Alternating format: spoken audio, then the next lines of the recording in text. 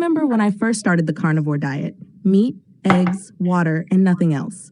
It felt simple, but then reality hit. What about coffee? Could I really give up my daily cup of coffee? For many people starting this diet, that's the hardest question. If you've ever asked yourself the same thing, trust me, you're not alone. Today, we're going to explore whether coffee has a place in a carnivore lifestyle, what impact it might have, and most importantly, how it could affect your results. The quick answer is yes, you can drink coffee on a carnivore diet, but it depends on how strict you want to be. Let's break it down. The pure carnivore diet focuses on animal products exclusively. This means meat, fish, eggs, water, and in some cases, bone broth or dairy. No plant-based foods. And because coffee comes from a plant, purists would argue it doesn't belong on the diet at all. But here's the thing. A lot of people, even committed carnivores, still drink coffee. Why? Well, caffeine. It's no secret that caffeine helps with energy, focus, and mental clarity, which can be especially helpful during the adaptation phase of any restrictive diet. But is that enough to keep it in your routine?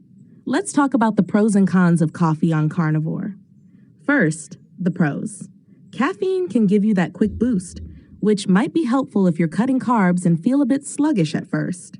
In fact, studies show that caffeine can increase physical performance by up to 12%, something that could come in handy if you're hitting the gym while adjusting to this new way of eating.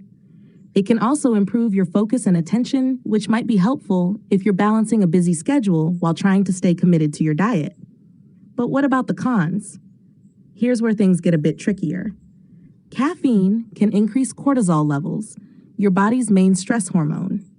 Too much cortisol can negatively affect your metabolism, making it harder to reach your health goals. In fact, some research suggests that high caffeine intake may increase cortisol by as much as 30%. So, while that initial energy boost might feel great, there could be long-term effects on your sleep, stress levels, and even weight loss. Have you noticed feeling jittery or anxious after too much coffee? That's a sign your body might be reacting to the caffeine. Plus, high cortisol levels can lead to poorer sleep quality, which could derail your progress on the carnivore diet. Are you willing to risk that for a cup of coffee? Let's not forget, one of the goals of the carnivore diet is to reduce inflammation and give your body a chance to heal. This is where coffee gets controversial. Some people report that coffee causes digestive upset, bloating, or even inflammation. Caffeine is also a diuretic, meaning it can dehydrate you. And when you're on a diet that doesn't include many hydrating foods, like fruits or vegetables, you need to be extra careful about your water intake. The carnivore diet already encourages drinking plenty of water and even bone broth to maintain hydration. Could coffee be undoing some of those benefits? And then there's the question of insulin sensitivity. Some studies suggest that caffeine can temporarily reduce insulin sensitivity, meaning your body might have a harder time processing carbs or sugars if you do consume them later in the day. But here's the flip side. Many people don't experience these negative effects. If you're following a more lenient version of the carnivore diet, coffee could still fit into your plan without throwing you off track. The key here is to listen to your body. For some, cutting out carbs can cause fatigue, irritability, or brain fog, especially during the first few weeks. A little caffeine might help you push through that adjustment phase, but again, it's all about balance. Let's talk about quantity. If you're sticking to coffee, how much is too much? Experts often suggest limiting caffeine intake to around 200 to 400 milligrams per day. That's about 1 to 3 cups of coffee. Any more than that, and you could start to see the negative effects we talked about: elevated cortisol, disrupted sleep, or digestive issues. And let's not forget what you're putting in your coffee: cream, sugar, flavor syrups. These are all things that could technically knock you out of the carnivore zone.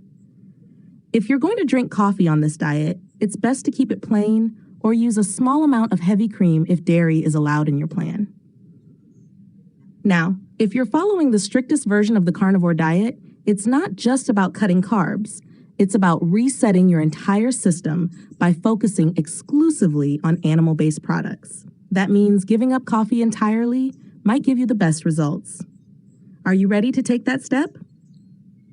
While coffee isn't technically part of a pure carnivore diet, many people still enjoy it as a small indulgence, and it's ultimately up to you how strict you want to be.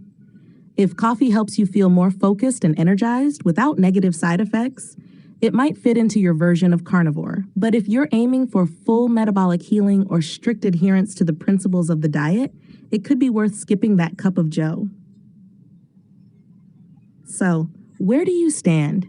Will coffee stay in your carnivore diet plan, or are you ready to cut it out? Let me know in the comments below. I'd love to hear your experiences. And if you found this video helpful, don't forget to hit that like button and subscribe to the channel for more tips on living your healthiest life. Thanks for watching.